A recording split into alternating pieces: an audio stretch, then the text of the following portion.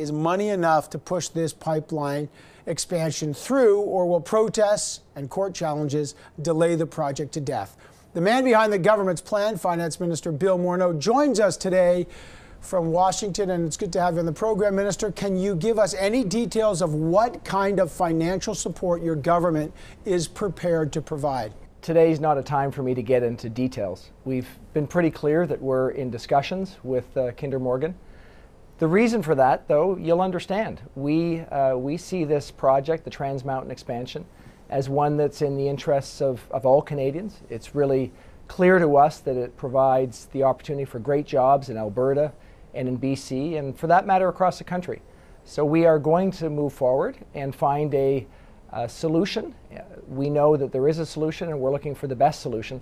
That's what I'm engaged in discussing right now. Okay, and I understand that there are details that you're not going to discuss publicly, they're market moving, but Kinder Morgan's now signaling they're prepared to walk away. It could be untenable. If they did walk away, let me just ask on the table, is the government willing, for example, to buy the pipeline outright? Are you actively seeking other buyers as a plan B?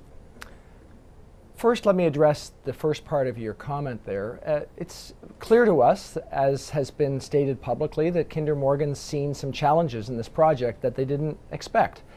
Certainly, it's taken them longer than they might have reasonably expected. So we've been clear that we want to deal with those risks to the project. We believe that we have government solutions. We have an approach to dealing with this. We've talked about the fact that we'll consider all approaches, and we'll get to a conclusion. The exact details of that conclusion, of course, we want to make sure it's the best solution, and that means we'll need some more time in those discussions to ensure that we not only get the goals that we're trying to achieve completed, and that is, the jobs and the opportunities for Canadians, but also do it in a financially appropriate way. And Evan, there's more work to be done before I can get to any conclusions on what that looks like. Is there, look, the taxpayers are looking at this and they're saying, okay, this is going to be our money here. Is there a ballpark figure? Are you talking about $1 billion? Do we peg a kind of estimate here as a backstop, the $300 million a month that they're paying before the construction season starts? Is there a cap that the government has? I know, Evan, that you'll keep asking me questions that try and triangulate on what the financial discussions are. I'll just again say that I'm not going to get into any of those discussions. What I do think that Canadians are thinking about is, in the first instance, getting the benefits that this pipeline actually produces for Canada. And that means great jobs. It means, we want Canadians to see that this project will get built, that we have the backs of those families that are concerned with their current job or see opportunities for future jobs. That's what we're actually after. The risk here is that when the government says this pipeline is going to be built, the leverage power swings strongly to Kinder Morgan. They have you where they want you. They know the government's they want this pipeline come hell or high water. Why wouldn't they just squeeze you, and therefore the taxpayer, for as much money as possible? I don't actually see the risks the way you just outlined them, Evan.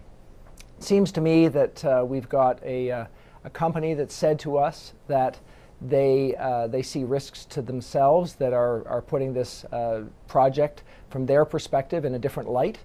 That leaves us, we think, in an appropriate position to deal with those risks in a way that engages Canadians in the opportunities. Here's the other question, Minister. Saskatchewan wants you to take tougher measures. They're asking you should cut off transfers to BC. And there's a rationale, because your government has already been prepared to withhold money from provinces like Saskatchewan from the promised $2 billion low carbon economy fund if they don't come on board your government's climate change agreement.